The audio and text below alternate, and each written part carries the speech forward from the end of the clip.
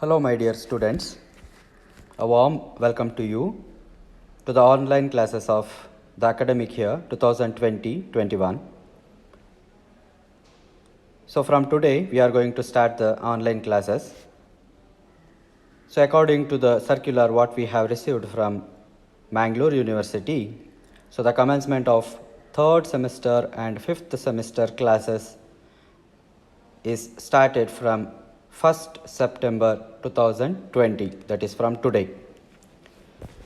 So before starting the class, I want to make some important announcements which you have to keep it in your mind throughout this semester. So I am going to give you the important dates of this semester. As I told, so commencement of third and fifth semester classes is from 1st September 2020, and commencement of first internal exam will be in second week of October. Commencement of second internal exam will be during second week of November. End of first, third and fifth semester classes will be on 23rd December 2020. And from 24th December, we will have vacation till 31st December 2020. And as soon as we finishes our vacation, so commencement of first semester, third and fifth semester examinations will start. That is immediately from 1st January 2020. So you will be having examinations for 15 days. And commencement of valuation starts from 14th January 2021. The results will be announced on 30th 1st 2021, and commencement of next semester, that is even semester, second, fourth and sixth semester classes will be from February 1st 2021. So these are the probable days which we have received from the Vice Chancellor, Registrar of Mangalore University. So why I made this important announcement before starting the online classes is, so now you people think how shortage of time we have in this semester. This is because of the pandemic what we faced since from March. Nearly 5 to 6 months we are asked to stay at home. No colleges, no classes.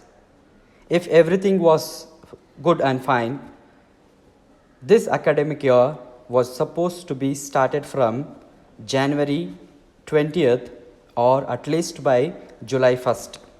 But already 2 months have passed, right? So now we are starting the online classes. The academic year itself is starting from today. So for this reason, I want you to take online classes very seriously, because your examinations will be starting from January 1st. So we have only 3 months time.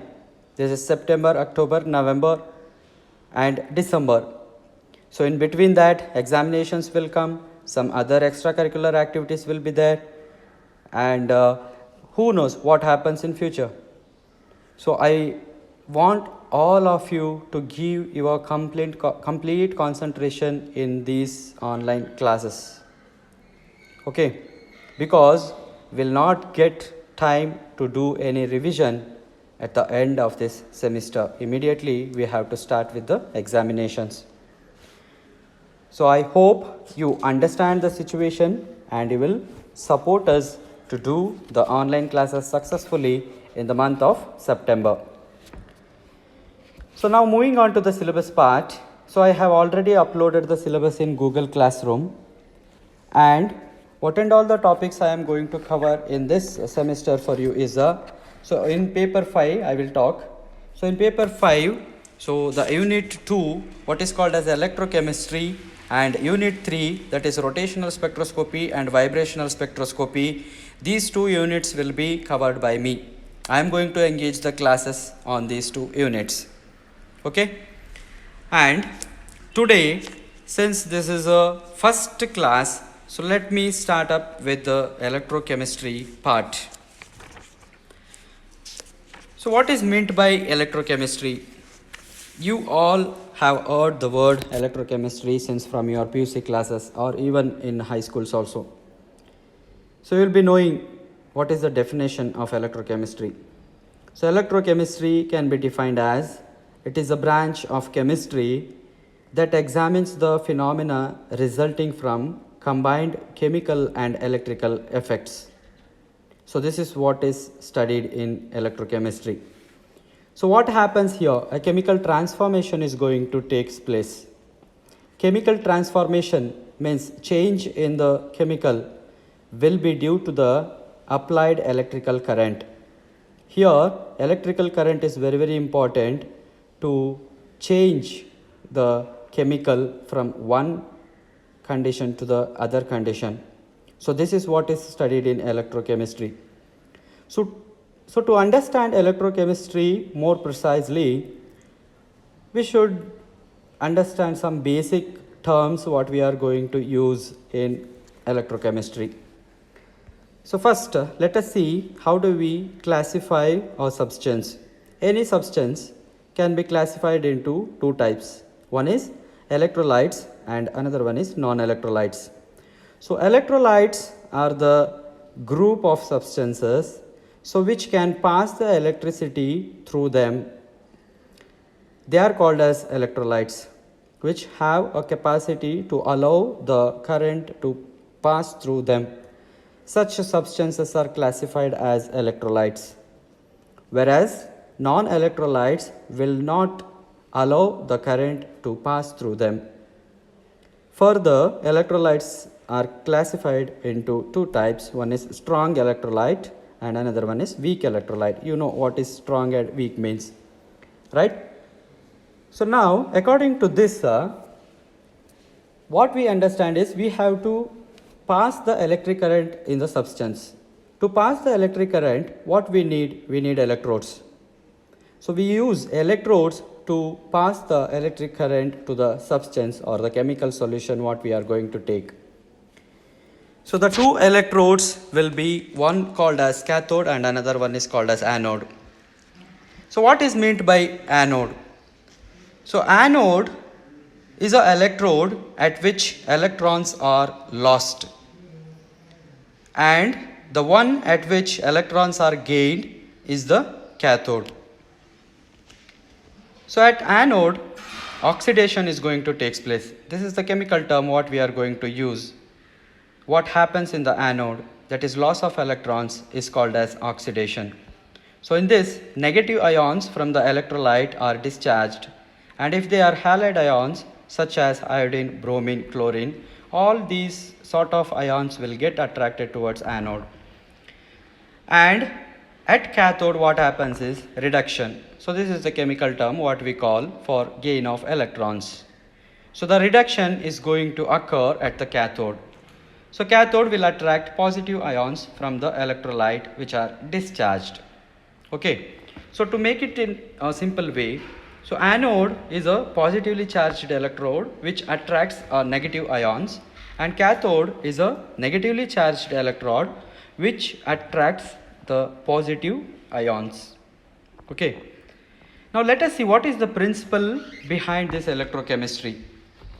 So as I said, electrochemistry deals with the interaction between electrical energy and chemical change. When a chemical reaction is caused by an externally supplied current, as in electrolysis, or if an electric current is produced by a spontaneous chemical reaction, as in a battery, it is called an electrochemical reaction. You understood? So this is what is going to take place in electrochemistry. So this is the main principle where the electrochemistry works. With this background, now let us move on to the actual part of our syllabus. So here, the first very interesting term what we have to understand is, so as soon as I say, so we are going to pass the electricity to the solution, or a substance, and there what chemical transformation is going to take place, that is studied. So that is what is called as electrochemistry, right?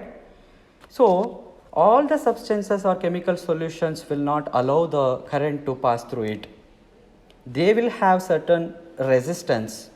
What is meant by resistance? To make it very simple, you all have watches, right? Wristwatch. Take an example of a wristwatch. So there one of the specification of that wristwatch says that water resistant up to 50 mm or 100 mm. So this watch is going to be a water resistant. What does it mean? It means that watch will not allow the water to pass or to go and reach to the machine. So the watch machine is protected, and it is a resistant one which will not allow the water to come in contact with it, right? So this is what is called as resistance. So what is meant by conductance? So conductance is the opposite of resistance. That means even though if that chemical solution is having certain amount of resistance, in spite of that, the passage of electricity is going to take place. So this is carried out by the ions, say for example cations or anions.